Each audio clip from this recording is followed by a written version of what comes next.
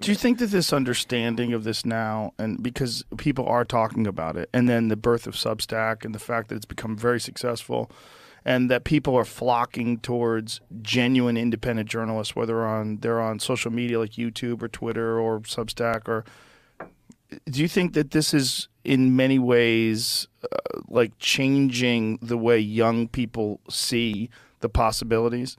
Because I think young people looking at the two options, like one, you can kind of be a hero, or two, you can kind of be a whore. Right. You know, there's a lot of whores. They don't seem happy. These whores seem very upset at everything, and they're always pulling their fucking hair out, and they're probably on antidepressants.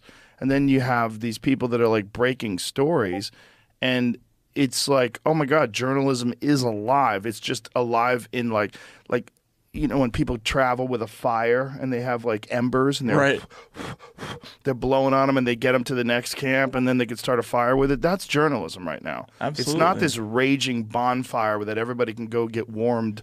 You know, the information will warm everyone. No, it's like these people have like small wooden vessels filled with embers and they're blowing on them as they run through the woods and people are fanning them to try to keep them alive. But I think for young people that are considering paths, like what to do with their future, they don't want to be contained. They want to be free. And because of social media and because of the fact that any kid can just start a YouTube page and just start talking about things. Exactly. And because of that kind of the ability to now do your own show, becoming independent is becoming not just more plausible but more attractive. Absolutely. And I think, you know, the younger people have less tolerance for phoniness, or at least historically they did. Yeah. It's been a little weird lately. I haven't always been sure of that lately. But you know, the people who are going to go into journalism when they're 18 or 19, once upon a time, they all wanted to be Woodward and Bernstein or Cy Hirsch or Hunter Thompson or whoever it was.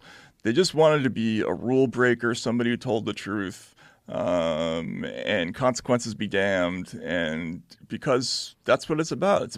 It's about being free and speaking your mind, right? Like, you know, what is it William Blake said? You can always be ready to speak your mind, and a base man will avoid you, right? Like that's what journalism is. Like you derive power from your willingness to say the unpopular true thing, right? Yeah. And that's an attractive, idealistic thing for a young person. But if they see that path closed, they're not going to go into. I mean, why would you go into journalism and try to work at the New Yorker or MSNBC if you know you're never going to get to do that? Basically, you know. Why would you? But you can create your own show with almost no overhead and do the same thing and have a much bigger impact, and you'll have a bigger audience even. Much bigger. Right? That's much what's bigger. nuts. Yeah. I mean, as you know, as you very well know, right? I mean, that's and these corporate media companies have been living for a long time on their name and on the memory of the prestige that their names inspired. But if they actually had to sell how much reach they had now, they wouldn't have much to talk about, right? Like their audiences are shrinking, their influence is very, very small, and you know the jobs that they're offering are just less and less exciting for like young people. We were talking about CNN. Like, how does CNN even keep the lights on? They have an enormous building in Atlanta, giant CNN sign on the front of it, and they get terrible ratings. Oh yeah, absolutely. And they have so many people working there. You have a whole giant building filled with people, and then your product, no one wants it. Yeah. Like people are just accidentally watching it, flipping through the channels they're watching it. Like there's nothing compelling that they have to offer, yet they are in the business of selling compelling information. You're literally the most compelling thing. because the news is supposed to be one of the most compelling things. Everybody traditionally would come home and watch the evening news because you need to know what the fuck is going on in the world. But now, because of social media and because of just websites and phones and just news off your apps, the different apps that people use, Google apps, no one cares anymore. So you're just howling into the wind. It's something it's background you see at an airport, maybe. Yeah. Right. Right. But yeah, you're right. They have a huge building in New York too. The Time Warner Center and bizarre.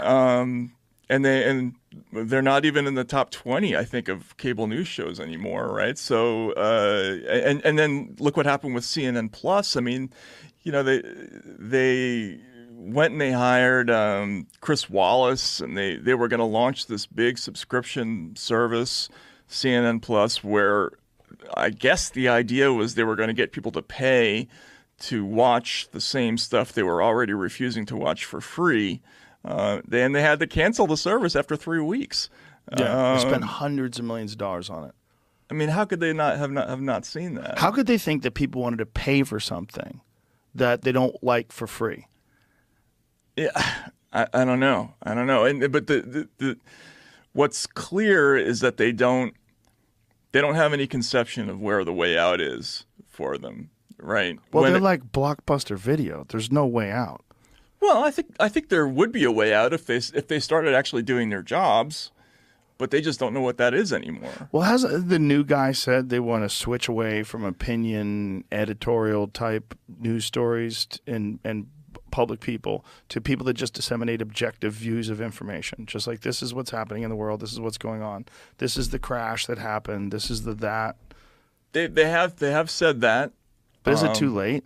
The problem is like people now have associated CNN with bullshit propaganda. Right. That they treat you like you're dumb. They think you're stupid.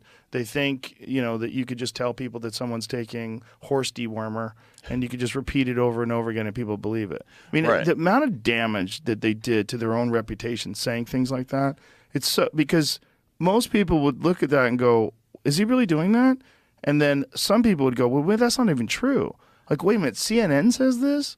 What else are they lying about? Right. What about international stories? What about financial stories? What about things that have to do with crypto or what narratives are they spitting out that are just bullshit? Right. And there's a lot of them, Yeah. You remember when the Bountygate story came out, and then Bountygate? What's Bountygate? Bountygate was this weird story that came out, I think it was in 2020, when basically they were reporting that Russians were paying bounties in Afghanistan